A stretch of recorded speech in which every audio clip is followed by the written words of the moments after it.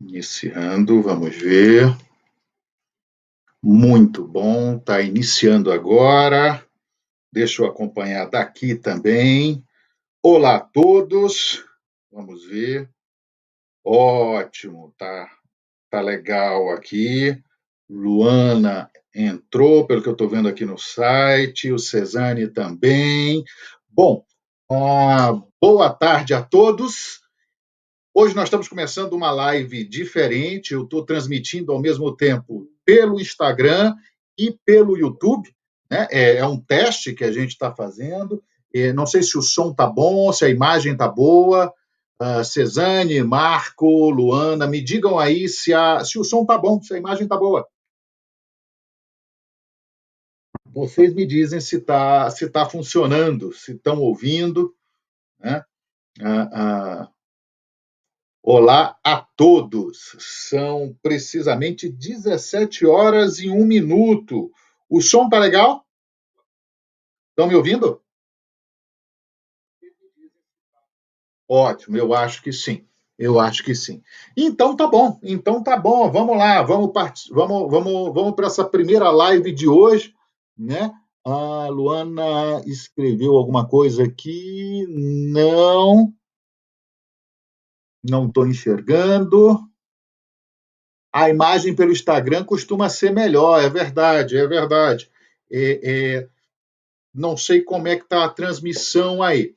Se tiver muito ruim, a gente passa para o Instagram pelo meio normal. Né? Me digam aí o que vocês acham. Eu testei esses dias, estava funcionando. De toda maneira, enquanto ninguém se manifestar, a Lívia também está chegando. Um abraço para os amigos aí na Colômbia. Ah, São 17 horas e 2 minutos e hoje a gente está fazendo uma live diferente. A gente está fazendo uma live e está transmitindo também, assim espero, pelo nosso canal do YouTube. Eu sou Joanisval Gonçalves, você já sabe disso, e nós temos nos últimos meses aqui conversado sobre grandes temas de história, inteligência, relações internacionais, sempre num bate-papo mais informal, num bate-papo descontraído, para falar de assuntos interessantes. E a live de hoje vai ser sobre o maior dia da história, o maior dia da história, né? O pessoal está chegando aí, o maior dia da história. E antes da gente falar de qual foi o maior dia da história, qual foi o maior dia da história, vamos para as nossas tradicionais efemérides da semana. Eu sei que tem gente que está chegando pela primeira vez. Antes de começar o tema do dia, a gente fala um pouco dos grandes temas da semana, das grandes efemérides da semana. Eu tenho o meu bloquinho aqui de anotações, né? O meu bloquinho que me ajuda muito nisso, né? E anotei algumas das efemérides, né, da semana que começa no dia 9 de novembro. 9 de novembro. Mas antes disso, é sempre bom lembrar, é sempre bom aproveitar para lembrar do nosso mini curso sobre Guerra Fria, que vai acontecer nos dias 1º e 8 de dezembro. O pessoal já está se inscrevendo para o nosso mini curso, né? Então, também estou preparando as aulas, está bem interessante. O nosso minicurso, que vai ser nos dias 1º e 8 de dezembro, das 8 às 10 da noite. Das 8 às 10 da noite, completamente aqui pela internet, por meio de uma plataforma de ensino à distância. Então, aqueles que quiserem participar, se inscrever, serão muito bem-vindos. Você consegue fazer inscrição aí pelo meu perfil do Instagram, ou lá no perfil do YouTube. Aí no perfil do Instagram tem um link, né? É só você clicar e vai ser muito bem-vindo. Vai ser interessante o nosso curso online sobre Guerra Fria. Então fica o convite para participar no nosso curso sobre Guerra Fria. Tá bom? Eu estou aqui controlando também do meu celular para ver se está tudo funcionando e vamos em frente. Qualquer coisa, vocês me avisam, tá bom? Ah, Efemérides. Vamos começar com o dia 9 de novembro. 9 de novembro, e o primeiro 9 de novembro ao qual eu quero fazer referência aqui aconteceu em 1799. 9 de novembro de 1799. O que aconteceu no dia 9 de novembro de 1799? Eu estou vendo que a Beatriz acabou de entrar aqui, né? A Beatriz está nos auxiliando nas inscrições para o curso sobre Guerra Fria, para o curso online sobre Guerra Fria. Então, daqui a pouco, a Beatriz vai trazer notícias sobre o formulário de inscrição, onde é que você clica para se inscrever. Tá bom? Ela deve compartilhar aí daqui a pouquinho. Helena chegou também, meu pai está aí também acompanhando. Efemérides, 9 de novembro de 1799. O que aconteceu nessa data foi lá na França, foi o famoso golpe do 18 Brumário, o golpe de Estado dado por Napoleão, que acaba com o modelo da República constituído no Diretório francês, e com isso, o que a gente tem? A gente tem o início da ascensão, quer dizer, o fortalecimento de Napoleão como cônsul no consulado, para depois se tornar imperador imperador dos franceses. Então, é um evento interessante, dia 9 de novembro de 1799, é a primeira efeméride que eu queria fazer referência a ela. A segunda efeméride que eu queria fazer referência a ela acontece em 1867. 1867, no dia 9 de novembro. O que acontece nessa data? O shogunato de Tokugawa entrega oficialmente ao imperador do Japão o poder.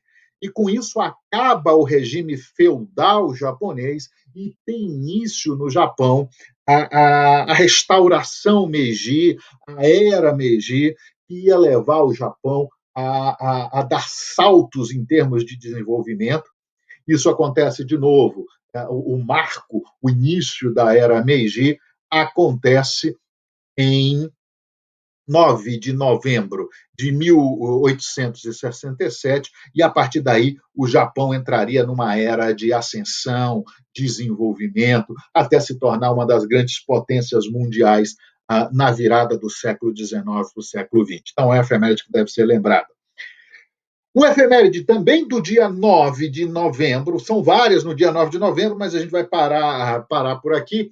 Mas no dia 9 de novembro, quer dizer, a gente vai se focar um pouco nessa data, um efeméride que acontece aí muito trágica, ou com resultados trágicos, em 9 de novembro de 1889. Essa data entra para a história do Brasil como a data do baile da Ilha Fiscal, do último baile da Ilha Fiscal, o último baile do Império, feito em homenagem ao navio chileno da Armada chilena em visita ao Brasil. Nesse foi o último baile do Império, e nos dias seguintes, dia 9, no dia 15 de novembro, nós teríamos o golpe de Estado que daria ensejo a essa república. A esta república. Então, é uma data triste para ser lembrada, 9 de novembro de 1889, só não mais triste que o 15 de novembro, hoje, de 1889. Deixa eu perguntar para vocês estão acompanhando aqui? Como é que está? Estão recebendo? Eu não consigo ver muitas mensagens aqui, né? Eu não consigo ver muitas mensagens aqui, ficou meio travado, não sei se está funcionando direitinho. Felipe chegou agora aí, o Simas chegou também, mas eu não consigo. Agora eu estou conseguindo, eu estava vendo de baixo para cima, agora eu estou vendo aqui na lista os nomes aparecendo. Thalita chegou também, né? E Beatriz, obrigado, Bia. Bia colocou aí o link para o formulário de inscrição do curso, do minicurso sobre Guerra Fria. Então, se está tudo bem, se vocês estão conseguindo escutar normalmente, né? Está todo mundo escutando, Opa, a Lívia comentou das efemérides, então o som está funcionando, a imagem também. Vamos avante, vamos avante. Tem uma outra efeméride interessante, e eu vou falar dela um pouco mais tarde, ao longo da nossa conversa, que também ocorre no dia 9 de novembro. É a abdicação do Kaiser Guilherme II, 9 de novembro de 1918, na Alemanha. O Kaiser, a Europa vivia a Primeira Guerra Mundial e foi nessa data que o Kaiser abdicou, em 9 de novembro de 1918, pondo fim ao Império Alemão. O príncipe coroado não renunciou também aos seus direitos, ao direito ao trono. Eu estava lendo agora aqui, agora um pouco antes, um, uma reportagem, né, um facsímile do jornal do Correio da Manhã, do dia 12 de novembro de 1918, quando ele fala dos eventos importantes do final da Segunda Guerra Mundial. É muito interessante a gente poder ler esses facsímiles, essas edições facsimilares que a gente tem hoje está disponível na internet, e a gente volta no tempo.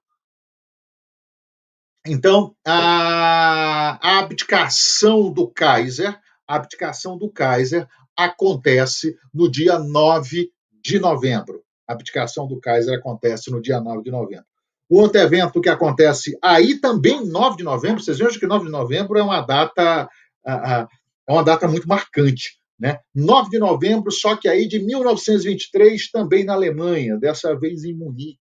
É o putsch da cervejaria. É quando os nazistas tentam dar um golpe de Estado, na Baviera, que se estenderia para o restante da República, né, da Alemanha, e acaba não dando em nada, a morte, dando em nada, não. Pessoas acabam morrendo, mas o golpe não tem êxito. E com isso, ah, esse movimento nazista é inicialmente debelado. Hitler, alguns dias depois, que estava à frente disso, vai ser preso, e aí você vai ter o grande julgamento de Hitler, onde ele reverte o processo contra ele, no final das contas, pega alguns meses de prisão, e é nessa prisão, em Landsberg, que ele vai escrever o Mein Kampf. Mas essa é uma data, exatamente, Felipe, é uma data em Munique. Aqueles que forem a Munique, tem inclusive no centro de Munique, não, vou já comentar isso, Felipe. No centro de Munique tem um caminho, né, em direção ao centro, onde tem a igreja principal e tudo, que era exatamente o caminho que os nazistas fizeram a partir da cervejaria.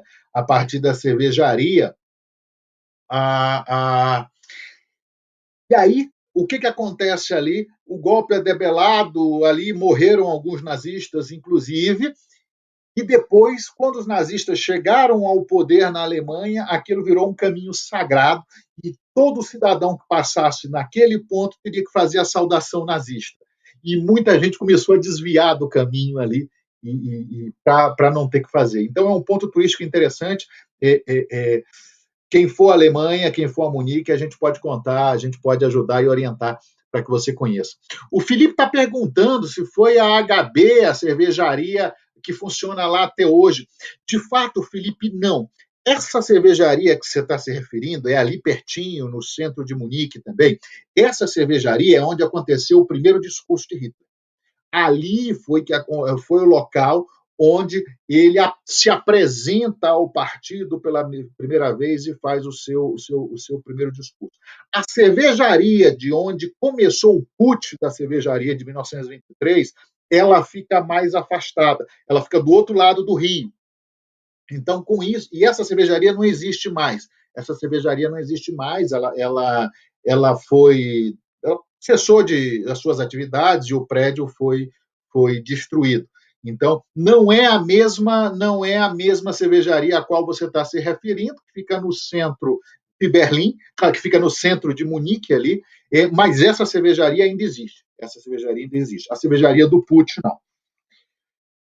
E a última data, a última efeméride importante, também do dia 9 de novembro, olha que coisa interessante. E eu vou falar dela, já são 17h15, senão a gente perde o caminho aqui, né? Fica só comentando sobre as efemérides, mas a última efeméride importante referente ao dia 9 de novembro acontece também na Alemanha, só que em 1989. 9 de novembro de 1989 é a data da queda do Muro de Berlim. É a data da queda do Muro de Berlim.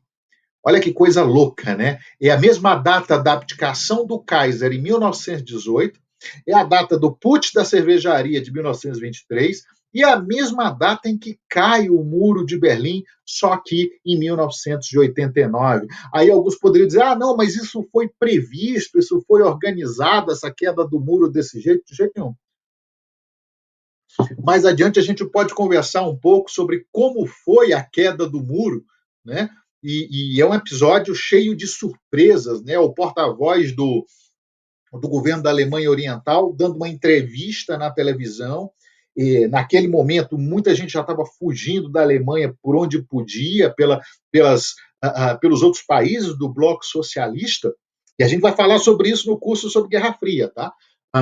Fugindo dos países pelo bloco socialista. Então, o governo da RDA, da República Democrática Alemã, naquele momento, a Alemanha Oriental, a Alemanha Comunista, estava tendo que se afrouxar um pouco, era muito rígido, mas estava tendo que afrouxar as regras para a entrada e saída, ou sobretudo, no caso, para a saída dos cidadãos alemães de seu território. E aí o porta-voz vai dar uma entrevista, era um alto oficial do Partido Comunista da Alemanha, né?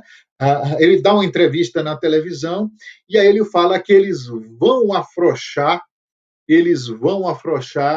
as regras e que em breve vão abrir o acesso, abrir as passagens para o lado ocidental, inclusive, né? Para a Alemanha Ocidental, inclusive em Berlim.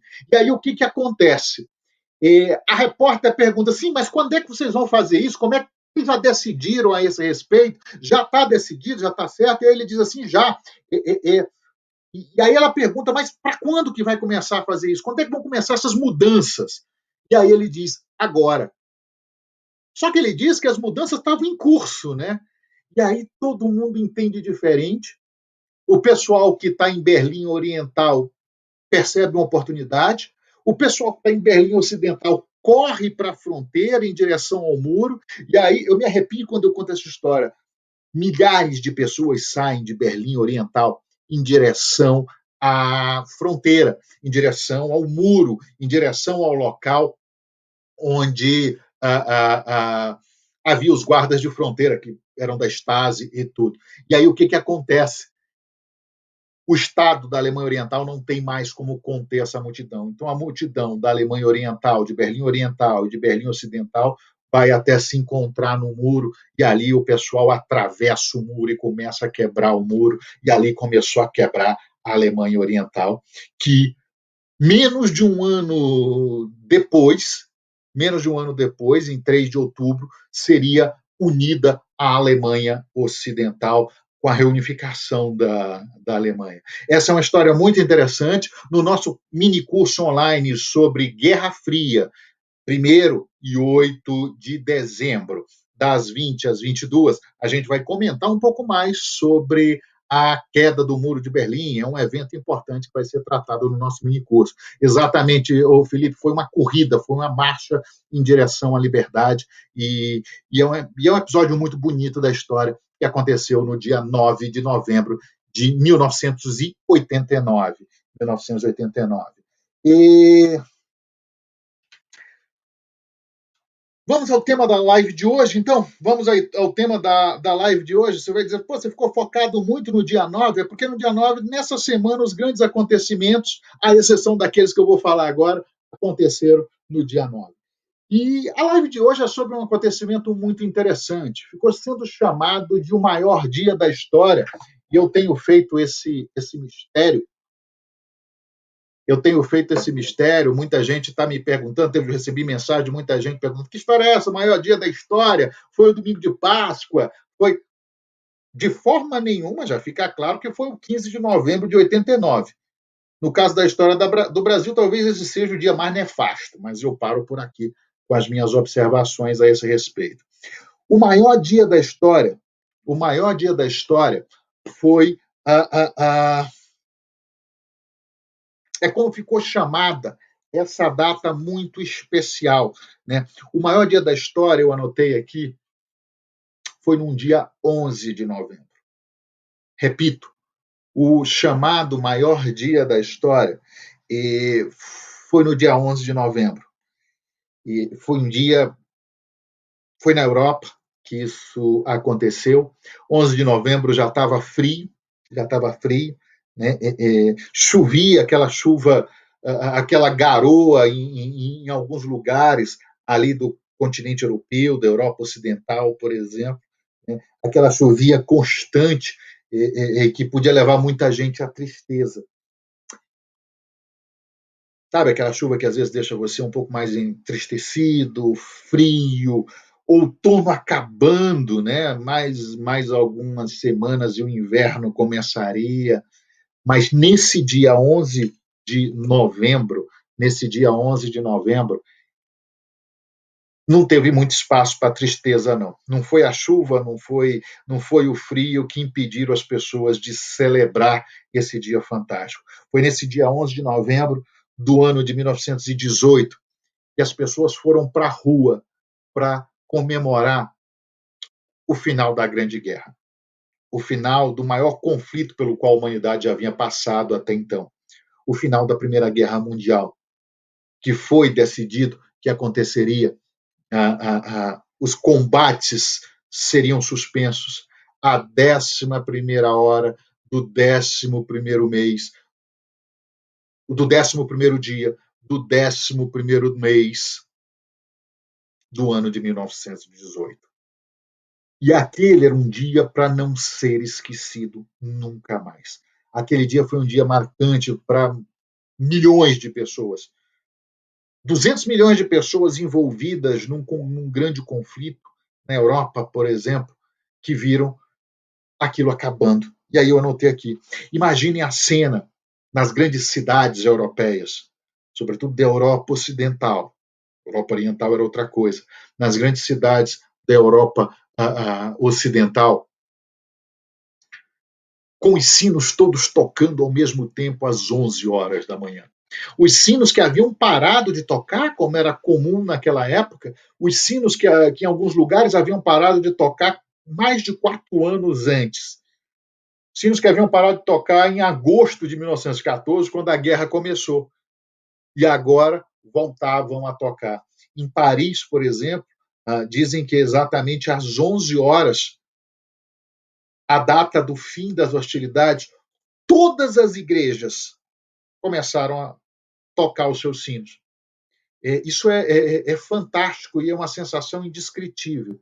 Eu tive em Paris por ocasião do centenário do armistício de 1918, portanto, há 2 anos, em 2018, e exatamente no dia 11 de novembro de 2018, precisamente às 11 horas, e quando eu falo isso de novo, eu fico arrepiado, os sinos da cidade de Paris começaram a tocar.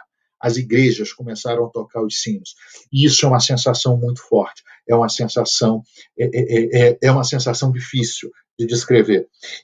Aquele 11 de novembro seria o dia do armistício, o dia que poria fim à Primeira Guerra Mundial, como nós conhecemos. Daí a importância de se lembrar daquele dia como um dia que tem que ser cultuado eternamente. A Grande Guerra tinha acabado, eu anotei aqui, né? A Grande Guerra tinha acabado. E aqui mais uma observação: quando nós falarmos de Grande Guerra, é só a Primeira Guerra Mundial. Não, o uso é errado, o uso do termo Segunda Grande Guerra. Grande Guerra só teve uma, a primeira. A gente tem a Primeira Guerra Mundial e a Segunda Guerra Mundial, mas Grande Guerra foi só uma. Foi a Grande Guerra que mudou a perspectiva da Europa, da sociedade internacional e das pessoas. A Grande Guerra, ela derruba uma série de paradigmas, ela cria um novo mundo, ela põe abaixo o mundo que existia até o século XIX, ela é de 1914 a 1918, e ela dá início a uma nova fase, a uma nova era. Né? Ela, segundo Hobsbawm, por exemplo, ela põe fim à era dos impérios, né? E dá início a um novo período, né? A era da insensatez na percepção dele. Saldo. Por que esse dia tinha que ser comemorado? Por que esse dia foi tão esperado? Por que se celebrou tanto o fim da Primeira Guerra Mundial? Porque a Primeira Guerra Mundial foi o confronto mais devastador pelo qual a humanidade já passou, já havia passado até então. Fala-se em pelo menos 11 milhões de mortos. 11 milhões de mortos. Fala-se de uma geração inteira perdida. Garotos de 20, 22, ou 22, 20, mas também de 18, de 17, de 16 anos, que morreram nos campos de batalha, sobretudo da Europa. Visitando os cemitérios europeus, os cemitérios militares, eu pude ver e fazer uma reverência em alguns túmulos de garotos britânicos, franceses. Eu me lembro de um garoto de 16 anos que morreu na Grande Guerra, né? Vindo um britânico de 16 anos que foi combater na Europa e ali ficou. E ali ficou. Então, 11 milhões de mortos, isso por si já seria o fim dessa carnificina, desse massacre, já seria motivo para se celebrar, mas também o fim de um período de 4 anos de destruição da Europa. Cidades arrasadas, campos-cidades arrasados, propriedades destruídas, casas derrubadas, pontes quebradas, campos de batalha, campos de batalha. O Rodrigo está lembrando aí que tem um cemitério. Olá, Rodrigo, que tem um cemitério francês da Primeira Guerra Mundial em Tunis, perto de Tunis, ali na Tunísia. Sim, porque essa guerra se estendeu pelo mundo. Foi a Primeira Guerra Mundial, a Grande Guerra, alcançou o norte da África, alcançou a África subsaariana. Você tem a Batalha das Falklands, que acontece em 8 de dezembro de 1914, se não me engano, aqui, na Batalha das Falklands, aqui na América do Sul. Você teve confrontos na Oceania, né? Então, nas possessões coloniais, na Ásia, foi uma guerra realmente que envolveu muita gente, envolveu muitas nações. Então, milhões de mortos, patrimônio destruído, terra arrasada, impérios desapareceram. Se a gente parar para pensar, por exemplo, o Império Russo, a dinastia dos Romanov, de mais de 300 anos, os Romanov comemoraram em 1913 300 anos da sua dinastia à frente da Rússia, o maior país do mundo. O Império dos Romanov desapareceu. A Rússia entrou numa guerra civil, né? A Rússia entrou numa guerra civil. O Império dos Habsburgos, os Habsburgos que governavam a Europa na Áustria e depois na Áustria-Hungria, e por meio dos casamentos, o lema da Casa dos Habsburgos, enquanto os outros guerreiam, nós nos casamos. Né? Mais de 400 anos da dinastia Habsburgo, de repente, desaparece do dia para a noite, né? Desaparece em razão da Grande Guerra. O Império Alemão deixa de existir, a Alemanha sofre muito com isso. O Império Otomano, o centenário Império Otomano, né? Deixa de existir, não naquele exato momento, mas ele vai ser esfacelado até o fim da monarquia em 1920. Né? Então, tudo isso é muito marcante. A Fernanda está comentando aqui, mas na Segunda Guerra morreria mais de 50 milhões, e ela ocorreu não tanto tempo depois, porque ela também não é considerada a Grande Guerra. Essa é uma boa pergunta, Fernanda, essa é uma boa pergunta, porque Grande Guerra foi um termo cunhado pelas pessoas daquela geração, pelas pessoas de então, para descrever a Primeira Guerra Mundial. Sempre que alguém na década de 20, 30, 40 falava da Grande Guerra, era a Primeira Guerra Mundial. Sem dúvida nenhuma, de fato, os números da Segunda Guerra Mundial passam de 100 milhões de mortos. Né? Mas é uma outra perspectiva. A Grande Guerra ela é marcada por um simbolismo muito forte. É um mundo que foi colocado de ponta cabeça. Então, quem vivenciou a Grande Guerra cunhou esse termo, Grande Guerra, para a Primeira Guerra Mundial. É por isso que a gente não usa para a Segunda Guerra Mundial também. É um termo muito apropriado para a Primeira. Né? Eu anotei aqui algumas coisas.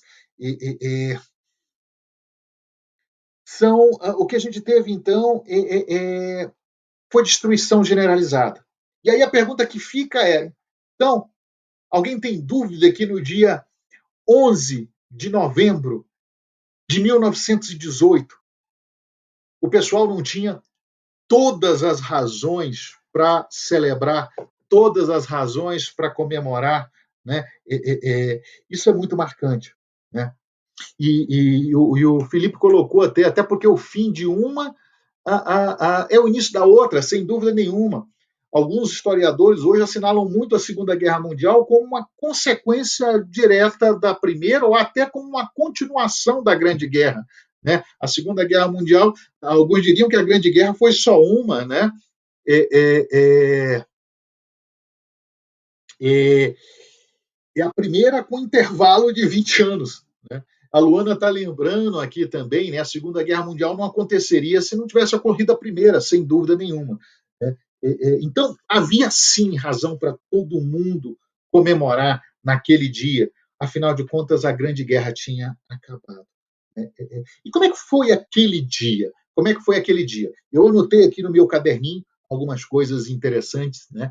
É, é, é, o Felipe está lembrando uma outra marca muito importante da Grande Guerra, a Primeira Guerra Mundial, a guerra para dar fim a todas as guerras. Quando a guerra começa, em agosto de 1914, todo mundo achava que ela ia ser rápida e que com ela nunca mais haveria guerra, porque as pendências seriam resolvidas. Claro, tem todo um romantismo, um simbolismo, um romantismo do século XIX, diga-se de passagem. É bem romântica a Primeira Guerra Mundial. As pessoas vão para a Primeira Guerra Mundial com esse espírito romântico, né? Com esse espírito romântico, né? Que seria a guerra para acabar com todas as guerras. A Europa não passava por um conflito com mais de 2 países, desde as guerras napoleônicas. A gente teve a guerra franco-prussiana, a gente teve a guerra da Alemanha com a Áustria, da Alemanha com a Dinamarca, as guerras nos Balcãs, mas uma guerra de grandes proporções. A Europa não passava por ela desde as guerras napoleônicas. E havia toda uma geração que até se criticava por não ter tido a honra e a oportunidade de mostrar o seu valor num campo de batalha. Então você tem todo o romantismo do século XIX que é posto abaixo, jogado por terra já desde o início da Primeira Guerra Mundial. Quer dizer, quando a gente tem os combates no Somme, quando a gente tem milhares de pessoas sendo mortas por dia, um dado importante da Primeira Guerra Mundial. Na Primeira Guerra Mundial, foram mortos 6 mil soldados por dia. Se você pegar toda a guerra, do início até o 11 de novembro, pegar o número de mortos e dividir por esses dias, dá 6 mil mortos por dia nos campos de batalha. Então, isso tem que ser lembrado. Vamos falar um pouquinho de como é que foi esse dia, o maior dia da história. Quem chama isso de o maior dia da história, não sou eu, não. Quem chama isso foi o Daily Express de Londres, que chamou o dia 11 de novembro de o maior dia da história. A guerra já acontecia há 4 anos, com esse cenário todo que nós havíamos colocado, né? Até a primavera de 1918, eu falo da primavera no continente europeu, até a primavera de 1918, a Alemanha estava em vantagem. A Alemanha estava em vantagem. Né? Os alemães tinham sido beneficiados com a saída da Rússia da guerra, né? A partir do golpe bolchevique de outubro ou novembro, dependendo da perspectiva, né? Outubro ou novembro de 17. Por que outubro ou novembro? Se você não sabe por que, assista a live da semana passada.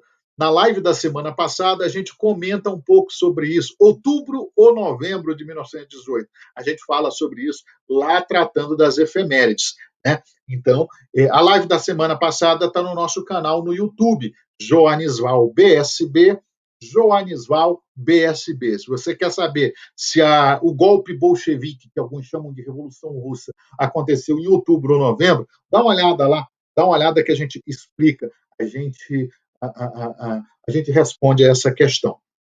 Mas a Rússia saiu no início de 1918 da guerra. Né? Claro que a guerra civil continuaria no território russo, mas da Grande Guerra a Rússia sai, e a Rússia é derrotada. E aí os alemães que tinham o fronte oriental tomando tropas, armamentos e operações, muda sua força de combate para o fronte ocidental, para a Europa Ocidental, para a fronteira, para a linha de trincheira na Bélgica e na França. Né? Com isso, a Alemanha ganha força. A Alemanha ganha força, né? E ganha um fôlego. Então, até a primavera de 1918, a coisa estava muito equilibrada e a Alemanha se sustentava e representava uma ameaça aos aliados. Há uma tentativa, inclusive, uma última operação em julho, se não me engano, dos exércitos alemães, comandados aí, o grande comandante até então era o general Ludendorff, para uma ofensiva, e o objetivo era tomar Paris e acabar a guerra antes que os americanos começassem a chegar. E os alemães chegaram muito perto disso, já no verão de 1918. Os alemães chegaram muito perto disso e eles chegaram a ver, a registro que se conseguia ver a Torre Eiffel do ponto onde eles estavam. Com binóculos se conseguia ver a Torre Eiffel. Acabou não dando certo essa ofensiva e os alemães recuaram. Né? Mas foi uma última tentativa desesperada de acabar a guerra antes da entrada do divisor de águas, antes da chegada dos americanos. Os americanos entram em guerra, declaram guerra à Alemanha em abril de 1917. Né? O presidente Wilson declara guerra à Alemanha em abril de 1917. Mas os americanos demoraram muito para mandar tropas para a Europa. Mas, no final das contas, essas tropas começaram a chegar final da primavera, no início do verão de 1918, de modo que chegaram de uma maneira muito massiva, imagina 150 mil no começo, 150 mil soldados por mês desembarcando no continente europeu, norte-americanos vindo com fôlego, vitaliciedade, sem ter passado pelo desgaste dos anos de guerra, então dando fôlego àquilo dali. Chegou um momento que, em outubro de 1918, eram 10 mil soldados americanos por dia chegando na Europa. Então, imaginem o peso, não tanto até material, porque, em termos de equipamento, os americanos não tinham muita coisa, né, mas estavam chegando. Exemplo, os soldados americanos, muitos ainda usavam o capacete britânico para combater, porque não tinham. Né, mas esse impacto, esse peso da entrada dos Estados Unidos e da chegada de, usando os termos da época, carne nova para os campos de batalha, para combater na Europa, isso foi decisivo. E isso abalou muito a Alemanha. Isso abalou muito a Alemanha. E a situação vai ficando cada vez mais complicada. Há um bloqueio aliado que impede os alemães de serem abastecidos por mar, e a Marinha Britânica foi muito eficiente, e em setembro os alemães já estavam esgotados. Em outubro, a situação já estava muito complicada. E aí o alto comando alemão começa a fazer? No parlamento alemão, deputados de vários partidos já exigiam que fosse negociada a paz, e isso vinha desde 1917, uma pressão na Alemanha para que a paz fosse negociada. E em outubro de 1918, essa pressão se intensificou ao ponto de o alto comando alemão, do exército alemão, dizer: bom, então façam isso, negociem a paz, nós lavamos as mãos. Por que isso é importante? Porque o exército alemão diz que jogou a toalha. Jogou a toalha. Nós vamos continuar combatendo, continuar lutando, mas se vocês quiserem que negociem a paz. Com isso, vai surgir aí a narrativa da punhalada pelas costas. Vai surgir a narrativa de que os políticos alemães, sobretudo os vinculados à social-democracia e aos grupos mais de centro-esquerda, e que os políticos alemães teriam dado uma punhalada nas costas do exército alemão, ido negociar a paz, né, e impedido que a Alemanha vencesse a guerra. Essa é uma narrativa que começa em 17, ganha força em 18, e depois do final da guerra seria muito marcante nos anos 20 e nos anos 30, e daria margem depois para o rearmamento alemão, para a ascensão do nacionalsocialismo e todo esse tipo de coisa. De modo que no final de outubro, deixa eu ver se eu anotei aqui a data precisamente,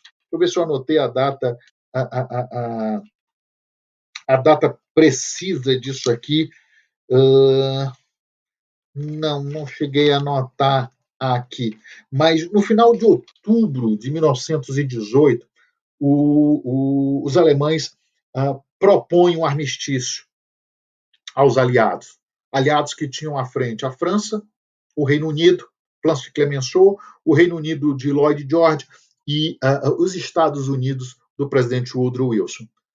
Só que o presidente Wilson foi taxativo. Ele queria a paz, mas ele não admitia negociar com um governo que não fosse um governo democrático, e o que não era, naquele momento, com o Kaiser à frente da Alemanha, com o Kaiser à frente do Império. Então, os alemães vão tentando negociar um armistício, vão tentando negociar a paz. O Ludendorff chega a um ponto de propor, sob a perspectiva de que se a gente conseguisse negociar a paz, ele dizia para os alemães, ou uma suspensão das hostilidades,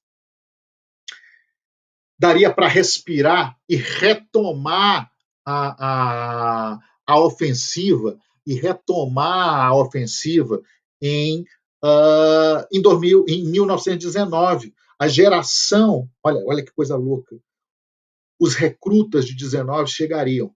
A Fernanda está perguntando qual seria a chance da Alemanha ganhar, mesmo com o apoio do parlamento, com a entrada dos Estados Unidos. Seria mais reduzida, sem dúvida nenhuma, Fernanda, mas a ideia é que eles conseguiriam, se eles conseguissem o tempo de fôlego de uns 3 ou 4 meses, do final de 1918 até o início de 19, para recuperar as forças, trazer o pessoal, trazer mais gente, se reestruturar para uma grande ofensiva, eles conseguiriam acabar com a guerra vencendo antes da chegada efetiva dos americanos, porque os americanos só estavam chegando ali. Os americanos não estavam ainda, não eram o fiel da balança, por exemplo, como foi na Segunda Guerra Mundial. Então havia uma perspectiva, uma chance real, pelo menos acreditar o alto comando alemão, naquele momento, ainda em outubro de 18, da Alemanha sair vitoriosa na guerra. Estava tudo muito equilibrado. Estava tudo muito equilibrado. Né? Claro, os Estados Unidos seria o fiel da balança, mas, por outro lado, a saída da Rússia pendeu a guerra para o lado da Alemanha. Pendeu a guerra para o lado da Alemanha. Bom, mas isso não foi alcançado. No final de outubro, o Ludendorff apresenta a sua demissão ao Kaiser, ao imperador da Alemanha, e, ao contrário das outras vezes, o Kaiser aceita. O Ludendorff tem um colapso nervoso, nunca mais ele se recupera, nas semanas seguintes, ele fica em casa meio catatônico, né?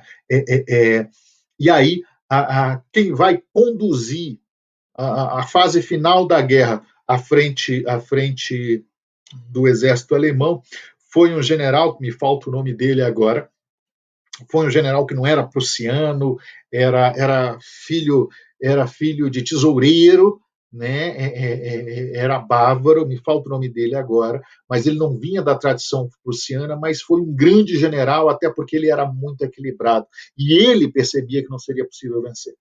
Né? Ele e o Hindenburgo à frente do alto comando alemão também. Bom, mas poupando vocês desses detalhes, a questão é que no final no final de outubro de 18, os alemães propõem um armistício aos aliados. E aí vai um vai e volta de negociações, porque os aliados são muito duros na resposta. Os aliados não aceitam nada além do que junto com a cessação das hostilidades, a derrota formal da Alemanha, né, com entrega de parte do território, todos os vagões, a frota toda de submarino, a extinção, a desmobilização do exército alemão, como acabou acontecendo. Né? Então,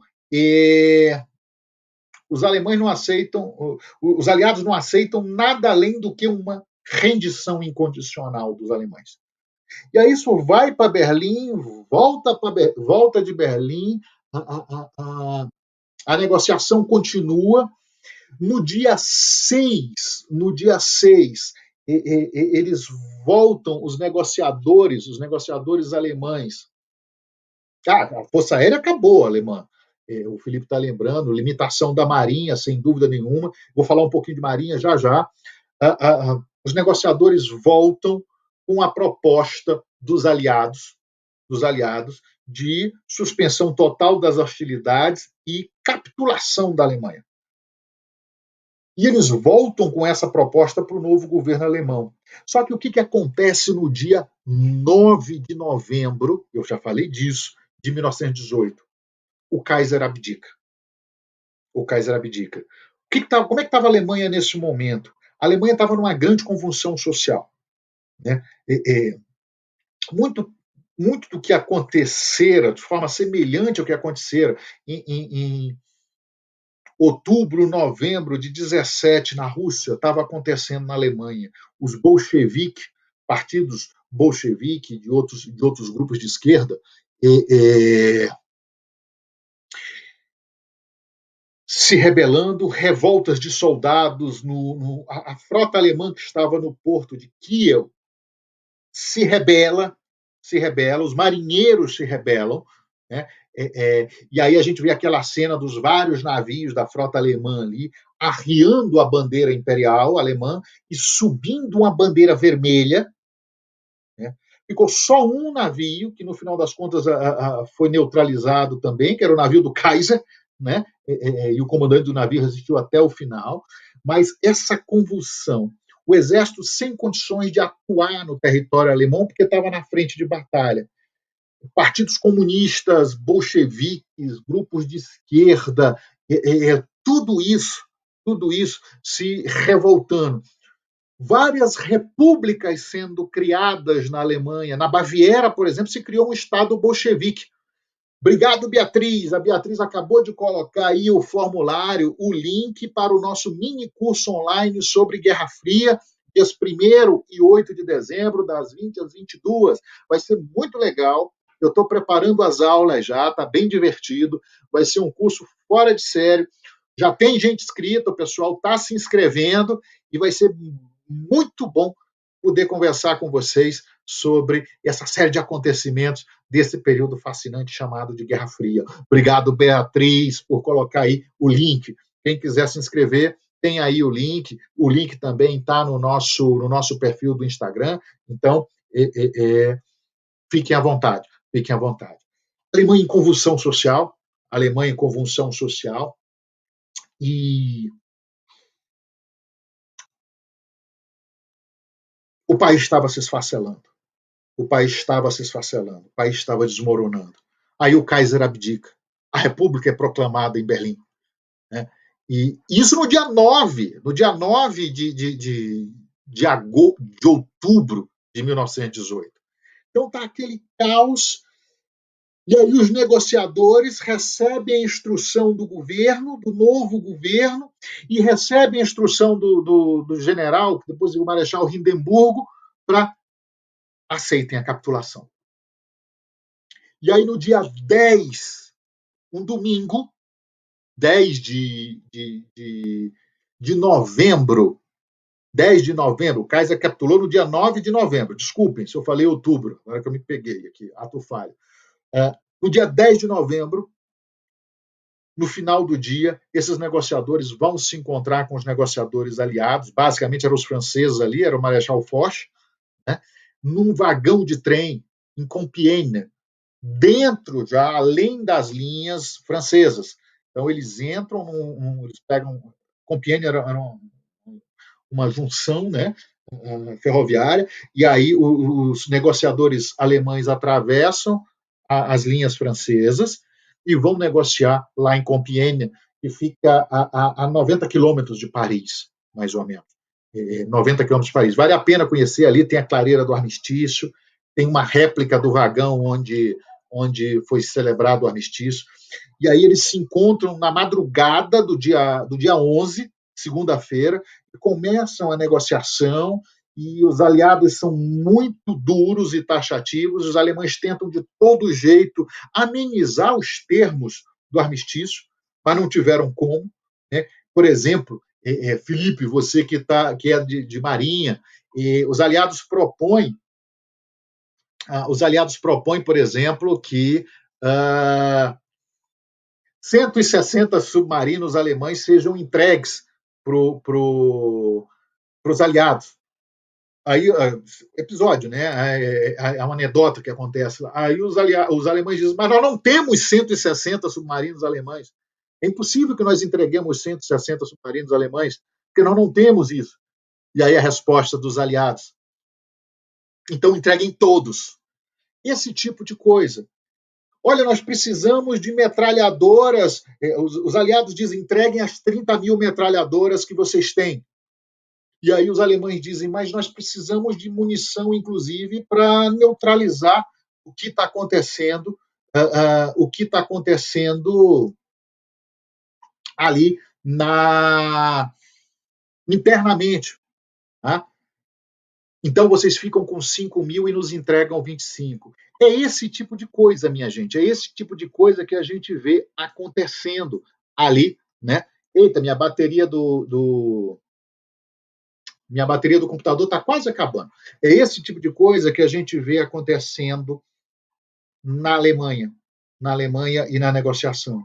Os franceses são muito duros e, no final das contas, às 5 horas da manhã, de fato foi 5h20, mas eles botaram para as 5, é assinado o armistício, e que dizia que a 11ª hora daquele 11º dia do 11º mês do ano de 1918, a guerra acabaria, cessariam as hostilidades e o mundo chegaria ao final de 4 anos sangrentos, de 4 anos de destruição e carnificina. E é isso que acontece, e a notícia se espalha rapidamente, e as pessoas vão para a rua comemorar. A guerra acabou. Pelo menos na Europa Ocidental.